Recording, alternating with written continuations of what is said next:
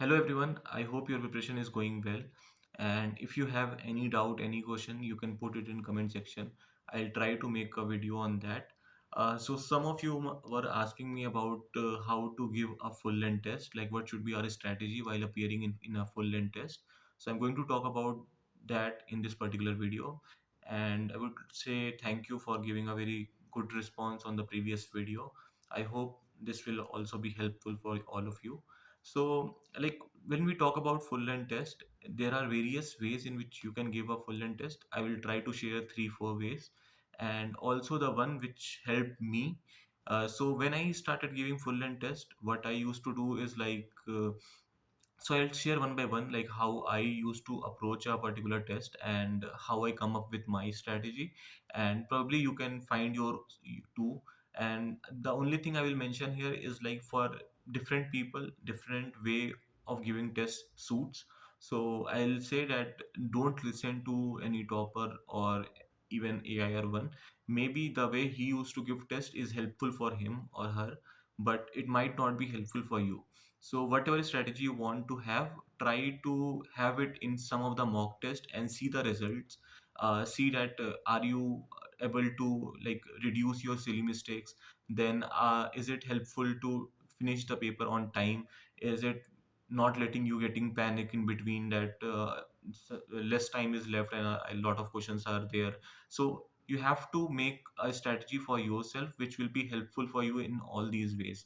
Okay, so the very first strategy is once you get the question paper, you can start from question number 1 and go till question number 65. Okay.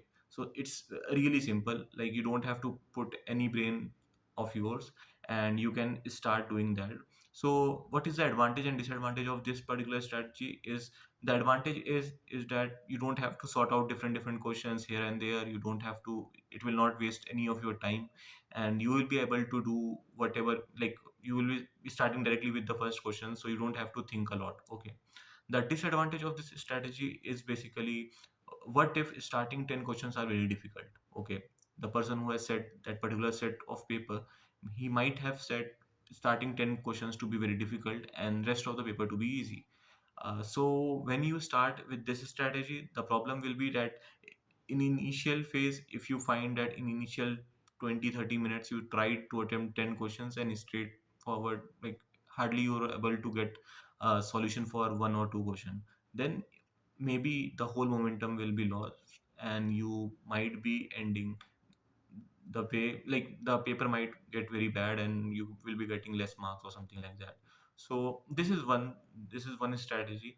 So if you are someone who is okay with that, it's okay that initial 10 questions will be tough, I will cope up with the further questions and I don't bother much about if my first 10 questions are not able, I am not able to do those first 10 questions, then maybe you can approach with this. Okay. So now I'll talk about the second strategy. The second strategy is you can initially sort out few of the subjects in which you are very strong, and then when you get the paper, you try to find the questions from those subjects and do those. Okay. So this is one of the way, many people used to follow this because there are different subjects in which you are very confident and you are very much in a way that you know that if any questions come from this particular subject, I will be able to do. So if there are such 3 to 4 subjects, you probably can use your first hour to find those questions and do it. The advantage is like you are very confident with those subjects, so you will be able to solve all the questions, which will give you a very good boost in your exam. And all the questions you will be attempting in the very starting phase, you will be able to reach to the answers. So this is very good. But the disadvantage of this particular strategy is if I talk about last year's paper for chemical engineering, if you any one of you were there, you will be able to relate that IPC, there is a subject which came like in last year, it was too hard. Okay, like even when I was looking for the solutions after the test, I found that many of the teachers were not able to solve those questions. So it was this hard. Okay, so what if the one of your favorite subject come this hard? Okay, the questions are just out of the league, and you were not able to solve it, okay, then probably you will get a lot of panic in the very initial phase of your test, and that might lead to bad marks, okay. So it's I'll say this happens 90% of the time. This will not happen, but for the 10% of the time, if it's your bad day, then it this can happen. So you can probably try this strategy in few of the tests and see like how it goes for you. And the third way to attempt the questions is like the way I used to do it too, is that I start with question number 1 to 65, but I don't wait at any question. Okay, so I see question number 1, I read that question. If I'm think yeah, I'm able to solve that particular question, I will give time. If I think that this question I will be using this or that formula, and I am bit stuck in between to make any decision for that particular question, I usually skip it. And if there is some question which I feel that okay, I know the process to solve this question, but it's very lengthy and it's going to take time, I usually mark it for review and I just go to the next question.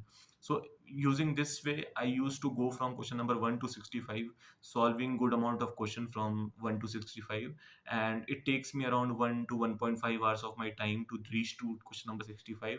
Then again I come back at question number 1, and I start seeing like what are all the questions I haven't done, and why I haven't done it. Like, is it some formula thing, is it some concept thing, or is it some question which I don't even know. If it's such question which I don't even know, it's better to just leave it. And if it is something that is some formula thing, you can put some value here and there and try to guess the answer and all those things. Then I try to give some time on those questions. So in this way, I can go through the whole paper twice and thrice. So when I started doing with this strategy for the very first time, I find that the time is very less for me. Like, I wasn't able to finish the paper sometimes, but as I try to practice it a lot of time in the mock test, I get an idea of like when to leave a question, when to skip it, and when to go through that question in the second or the third try. So this is also a way which you can probably try. The fourth way which is there is that where many people will suggest that also is like you can probably go with one marker question first, and then 2 marks question, okay. So because generally 1 marks question are easy, they are multiple choice question and not many a times numerical type question, so it's easy to attend those. And then you can go with the 2 marker questions, and probably you can do it. But as I told in strategy 3, like once you go through each and every question, if there is some question of 2 marks, but it's easy, you can probably attend that in the particular go, and it's up to you, okay, how you try, how you will make your own strategy. And the only thing I will tell you here is that try to attend general aptitude first. If you are very bad in general aptitudes, you are getting 3 to 4 marks only, then I'll say that don't attend it at first, but otherwise go for it on the first go.